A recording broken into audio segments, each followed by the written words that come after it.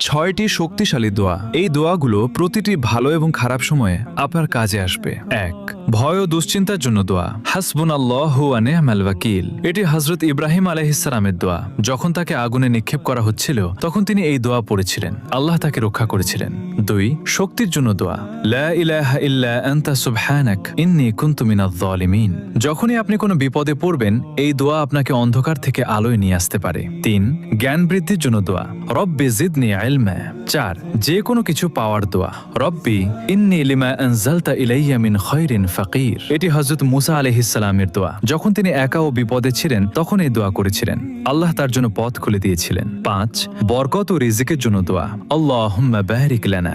৬. মনের কষ্ট দূরের দোয়া। আল্লাহুম্মা ইন্নী আউযু বিকা মিনাল হাম্মি ওয়াল হাযান। এটি হযরত মুহাম্মদ সাল্লাল্লাহু আলাইহি ওয়াসাল্লামের দোয়া। তিনি কঠিন সময়ে এই দোয়া পড়তেন, এটি মনে প্রশান্তি এনে দেয়। সবাই কমেন্টে আলহামদুলিল্লাহ